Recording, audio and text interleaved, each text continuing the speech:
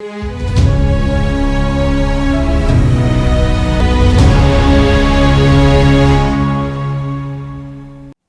दोस्तों, राजनीति की बातों में आपका स्वागत है। मैं हूं आपका दोस्त धर्मेंद्र कुमारी। दोस्तों, हम बातें कर रहे हैं डॉक्टर सतीश त्यागी जी की पॉलिटिक्स ऑफ चौधर पर, और आज के इस वीडियो में हम चौटाला साहब के आखिरी राज पर बात करेंगे। और ये वो दौर था जब दोस्तों चौधरी भजनलाल ने अपने जीवन की पहली हार झेली और चौधरी देवीलाल को रोहतक में 3 बार हराने वाले भूपेंद्र सिंह हुड्डा जी एक अनजाने से चेहरे कैप्टन इंदर सिंह से हार गए। बातें बहुत पुरानी तो नहीं है, लेकिन राजनीति की बातें चल रही हैं, इसलिए आज इस बारे में चर्चा कर ही लेते हैं। और चौधरी बंसीलाल का जब राज टूटा तो राज्यपाल को यह तय करना था कि विधानसभा के चुनाव कराए जाएं या फिर वैकल्पिक सरकार के गठन की जो संभावनाएं हैं वो तलाशी जाएं।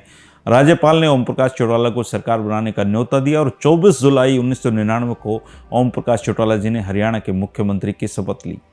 चौटाला साहब का यूं तो ये चौथा शपथ ग्रहण समारोह था और 8 साल बाद चौटाला साहब फिर से प्रदेश के मुख्यमंत्री बने थे और इसी के साथ इंडियन नेशनल लोकदल एनडीए का हिस्सा बन गई। लेकिन ओम प्रकाश चौटाला सरकार में की जो सरकार थी उसमें भाजपा शामिल नहीं हुई, बाहर से समर्थन दिया। इन्होंने भी केंद्र की अटल बिहारी वाजपेयी की सरकार में हिस्सेदारी नहीं की, बाहर से समर्थन दिया। और 11 अगस्त को चौधरी जगन्नाथ ने अपने बेटे के हाथ संदेशा भिजवाकर अजय चौटाला को बता दिया कि हमारी तुम्हारे साथ पटरी नहीं बैठेगी, और उन्होंने अपने मंत्री पद का भी त्यागपत्र कर दिया। चौटाला साहब को इसकी ज़्यादा परवाह नहीं थी क्योंकि बहुमत उनके पास था। 13 अगस्त को विधानसभा अध्यक्ष अशोक अरोड़ा ने हविपा लोकतांत्रिक को अलग दल के रूप में मान्यता दे दी और 16 अगस्त को हविपा लोकतांत्रिक का इंडियन नेशनल लोकदल में विलय हो गया। हविपा के 14 विधायक करतार सिंह भड़ाना, राव नरबीर सिंह, ब्रजमोहन सिंगला जी, कृष्णा गहलोत जी, जसवंत सिंह नारनौंदिया जी, जसवंत सिंह बावल, कांता देवी, राम भज्ज जी, सत्यनारायण लाठर, विनोद मड़िया जी, चरणदास सोरेवाला, राजकुमार सैनी और आज़ाद मोहम्मद और रमेश कौशिक विधिवत रूप से इसके साथ लोकदली हो गए। और 3 विधायकों चौधरी जगन्नाथ, डॉक्टर धर्मवीर यादव और करण सिंह दलाल ने खुद को इनेलो से अलग रखा। हरियाणा में जिस समय चौधरी बंसीलाल की सरकार को गिराने और नई व्यवस्था के लिए जोड़तोड़ हो रही थी, उस समय देश में दोस्तों कारगिल युद्ध हो रहा था। हरियाणा के गाँव में जो शव आने का दुखद सिलसिला शुरू था और अटल बिहारी वाजपेयी सुश्री जयललिता के कोप के चलते केयर टेकर प्रधानमंत्री के रूप में सरकार का संचालन कर रहे थे। 3 मई 1999 को शुरू हुए युद्ध का अंत 26 जुलाई 1999 को 13वीं लोकसभा के लिए 5 सितंबर से 3 अक्टूबर तक के फिर चुनाव होते हैं। और कारगिल युद्ध की छाया में लोकसभा चुनाव में भाजपा ने 1998 के 141 के आंकड़े को बरकरार रखा, जबकि कांग्रेस 27 सीटें खोकर 114 पर निपट गई। अटल बिहारी वाजपेयी के नेतृत्व में एनडीए की सरकार फिर देश में बनी और उन्होंने कामकाज संभाला। हरियाणा में कारगिल युद्ध का सबसे ज़्यादा प्रभाव था क्योंकि जंग में राज्य के सबसे ज़्यादा जवानों ने शहादत दी थी। चौटाला सरकार ने शहीद परिवारों के लिए 10-10 लाख रुपए और अन्य सुविधाओं का ऐलान किया था। इससे माहौल जो था वो चौटाला साहब के पक्ष में बना हुआ था। राष्ट्रीय स्तर पर वाजपेयी जी नायक बने हुए थे और ऐसे माहौल में राज्य में एनडीए के पक्ष में बनी स्थितियों का नतीजा ये है कि वो हुआ कि उसने प्रदेश की सारी 10 जो लोकसभा सीटें थी उन पर कब्जा किया। रोहतक से 3 बार चौधरी देवीलाल को हराने वाले भूपेंद्र सिंह हुड्डा भी कारगिल प्रभाव का शिकार हो गए। इनेलो ने एक गुमनाम से प्रत्याशी कैप्टन इंदर सिंह जी को उतारा और उन्होंने हुड्डा को चित कर दिया। चौधरी भजनलाल को करनाल में भाजपा के आईडी स्वामी ने हरा दिया। यह भजनलाल जी के जीवन की पहली और अंतिम चुनावी हार थी। प्रदेश की 5-5 लोकसभा सीटों पर इनेलो और भाजपा का कब्जा होने से मुख्यमंत्री चौटाला का आत्मविश्वास काफी बढ़ गया और उन्होंने 2001 में राज्य के जो विधानसभा चुनाव से पहले ही चुनाव कराने का फैसला ले लिया। इस निर्णय के पीछे उनका मकसद लोकसभा चुनाव के दौरान जो सकारात्मक माहौल बना हुआ था उसका फायदा उठाना था। विधानसभा का आगामी चुनाव चौटाला साहब के लिए बहुत मायनों में महत्वपूर्ण था। पहली दफा वे पार्टी के सुप्रीमो थे, दल के भीतर उनको कोई चुनौती नहीं थी और पहली बार ही उनकी इंडियन नेशनल लोकदल पार्टी का क्षेत्रीय स्वरूप निकल कर सामने आया था। चौधरी देवीलाल की चुनाव में मौजूदगी सिर्फ मनोवैज्ञानिक थी क्योंकि वो बुजुर्ग हो चुके थे। इन चुनाव में चौटाला साहब की विजय उनका जो विवादास्पद अतीत था उसको काफ़ी हद तक मुक्ति दिलाने वाली थी और उन्होंने इस फैसले के साथ ही उनको इससे मुक्ति मिली भी। कांग्रेस प्रदेश अध्यक्ष होने के नाते भूपेंद्र सिंह हुड्डा पहली दफा बड़ी निर्णायक भूमिका में थे। पार्टी प्रत्याशियों के चयन में उनका खासा दखल रहा। चौधरी भजनलाल और चौधरी वीरेंद्र सिंह भी अहम भूमिका निभा रहे थे और 22 फरवरी को जब मतदान हुआ, 25 फरवरी को जब चुनाव आए तो चुनाव परिणाम बहुत ज़्यादा चौंकाने वाले नहीं थे। इनेलो ने 47 सीटें जीतकर अपने बूते पर सरकार बनाने का फैसला कर लिया था।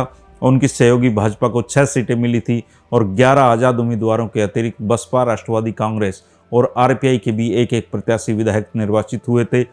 कांग्रेस के 21 उम्मीदवार इस चुनाव में जीते थे और उनके लिए राहत की बात यह थी कि उनकी सीटें पिछली बार से 12 ज़्यादा हो गई थी। साथ ही मत प्रतिशत भी लगभग 13% बढ़ गया था और उसे विधानसभा में अधिकृत विपक्षी दल की मान्यता भी मिल गई थी।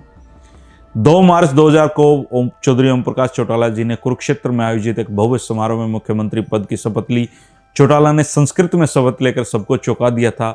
उनके साथ 5 कैबिनेट के रैंक के मंत्री और 5 राज्य मंत्रियों ने शपथ ली थी। अगर उनके कैबिनेट मंत्रियों की बात की जाए तो उनमें चौधरी संपत सिंह जी थे, चौधरी धीरपाल सिंह थे, चौधरी अशोक अरोड़ा थे, करतार सिंह भड़ाना थे, जसविंदर सिंह संधू शामिल थे। कुरुक्षेत्र यूनिवर्सिटी के पूर्व कुलपति डॉक्टर एमएल रंगा जी, मोहम्मद इलियास जी, सुभाष गोयल जी, बहादुर सिंह जी और विशाल सिंह जी को चौटाला साहब ने अपना राज्य मंत्री बनाया था, लेकिन असली मंत्री और मुख्यमंत्री केवल एक ही थे और उनका नाम था ओम प्रकाश चौटाला। विधानसभा चुनाव से पहले इनेलो और भाजपा में सीटों के बंटवारे को लेकर काफी द्वंद्व रहा था। चौटाला साहब 29 से ज्यादा सीटें देने के लिए तैयार नहीं थे, उन्होंने दी भी नहीं, जबकि भाजपा 35 सीटों की मांग पर अड़ी हुई थी। चौटाला साहब ने पूर्व हवीपा लोकतांत्रिक के उन अधिकांश विधायकों को टिकट नहीं दी जिनके समर्थन से उन्होंने सरकार बनाई थी। केवल करतार सिंह भड़ाना इकलौते ऐसे थे जिनको समालखा से प्रत्याशी बनाया गया था। चौटाला साहब का कहना था कि दल बदलुओं को इसकी सजा मिलनी चाहिए। चौधरी बंसीलाल भी इससे काफ़ी खुश हुए और राजनीति के माहिर खिलाड़ी चौटाला साहब ने अपनी सारी ताकत और संसाधन इनेलो को पूर्ण बहुमत दिलाने में झोंक दी थी ताकि उनको सरकार बनाने के लिए भाजपा की जरूरत न पड़े। उन्होंने भाजपा के दिग्गज नेता और मुख्यमंत्री बनने के जो उत्कंठ अभिलाषी थे प्रोफेसर रामविलास जी, उनको भी विधानसभा में नहीं पहुंचने दिया और 2 जगहों से चुनाव लड़ने के बावजूद रामविलास शर्मा जी हार गए और उनकी हार में ओम प्रकाश चौटाला का बहुत बड़ा योगदान था। सबसे बुरी स्थिति बंसीलाल जी की हवीपा की रही, जिसने 82 सीटों पर चुनाव लड़ा और केवल 2 सीटें उसको मिली। खुद बंसीलाल जी भिवानी से बहुत मुश्किल से जीते और दूसरी सीट भवानी खेड़ा आरक्षित से रामकिशन फौजी जी ने जीती। इसके बाद ये साफ था कि बंसीलाल जी के लिए राजनीति में कोई संभावनाएं शेष नहीं रही हैं। उनके चुनाव प्रसार से भी लगता था कि हवीपा के संसाधनहीन जो हवीपा है वो अब आगे चुनाव नहीं लड़ सकती। हवीपा के जन्म से ही उद्योगपति ओपी जिंदल ने अपने आर्थिक संसाधनों से उसको पोषित किया था, लेकिन 1998 में ही वो बंसीलाल जी से किनारा कर चुके थे और इस बार जिंदल हिसार से जो कांग्रेस की टिकट है उस पर चुनाव में लड़े थे और चुनाव जीते भी थे। चौटाला साहब ने जीवन में पहली बार 5 साल इसी सरकार के दौरान राज करके देखा था और उनके कामों पर अगर बात करें तो उन्होंने सरकार आपके द्वार कार्यक्रम चला के देहाती जनता का दिल जीतने का काम किया था। लेकिन धीरे धीरे चौटाला साहब के मुंह पे पता नहीं कौन सी देवी का वास हुआ कि वो जहां भी जाते कुछ ना कुछ उल्टा सीधा ही बोला करते थे। गांव में उन्होंने बहुत पैसा दिया, लेकिन अपनी जुबान से जो किया उससे बराबर में वो नुकसान भी पार्टी करते रहे। 6 अप्रैल 2001 को चौधरी देवीलाल का देहांत हुआ और उसके बाद प्रदेश भर में चौधरी देवीलाल की प्रतिमाएं लगाने का जो अभियान चला, उससे धीरे धीरे जो राजनेता हैं उनके साथ साथ आम जनता की आंखों में भी इनेलो चुभने लगी। कांग्रेस ने इसको खूब भुनाया। चौधरी ओम प्रकाश चौटाला जी और उनके बेटों को नौकरी के लिए गांव में मालाओं से मुकुट से सजाया जाने लगा और कार्यकर्ता अपने फायदे के लिए लोगों को ज़्यादा से ज़्यादा माला देने के लिए, मुकुट देने के लिए उकसाते थे और धीरे धीरे करके ये बात चौटाला साहब की जो नींव है सरकार की उसको दरकाने लगी।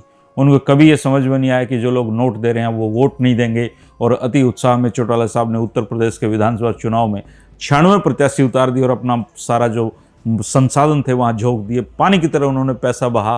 उत्तर प्रदेश के लोगों ने उनको खूब मान सम्मान दिया, आखिरी समय में तक चलावे में रखा, खूब उनके पैसे लगवाए, लेकिन वोट नहीं दिए। उनके 95 उम्मीदवारों की जमानत जब्त होगी, 96 में से केवल 1 जमानत बचा उसका। चौधरी साहब ने इसके बाद उत्तर प्रदेश की तरफ मुंह करके भी वो नहीं सोए। उनकी सरकार में कंडेला कांड हुआ और जेबीटी घोटाले ने तो उनको बुढ़ापे में जेल तक काटने के लिए मजबूर कर दिया। अपने कार्यकाल के दौरान गांव और देहात के लिए चौटाला साहब ने सरकार के खजाने का मुंह खोल दिया था। सार्वजनिक कामों पर उन्होंने पानी की तरह पैसा बहा, लेकिन अगर जुबान में वो नरमी रखते तो शायद उनको इसका फायदा मिलता। इन सब के बावजूद चौटाला साहब हरियाणा की राजनीति में उस योद्धा की तरह हैं, उस योद्धा की तरह उनको मान दिया जाता है जो किसी भी हाल में थकना और हारना नहीं जानता है। उनकी याददाश्त की कहानी आज भी लोगों की जुबान पर हैं। हरियाणा की राजनीति में है, उनको सबसे अनुभवी राजनेता वो हैं, उनसे के अलावा उनके चोटी का राजनेता कोई नहीं है और निश्चित रूप से हरियाणा की राजनीति में उनकी जगह सिर्फ वही ले सकते हैं, कोई दूसरा नहीं ले सकता है। ये चौटाला साहब का एक शासनकाल पर एक संक्षिप्त सी बातचीत थी। दोस्तों, आप भी अपने अनुभव शेयर कर सकते हैं, उनके राज के बारे में बता सकते हैं, क्योंकि बहुत ज़्यादा पुरानी बातें नहीं हैं। हरियाणा की राजनीति पर हम बातें कर रहे हैं, आगे के जो दौर है उसमें भी चलते रहेंगे, बातें करते रहेंगे। 3 बजे राजनीति की बातों का सिलसिला जारी रहेगा दोस्तों। शुक्रिया, नमस्कार।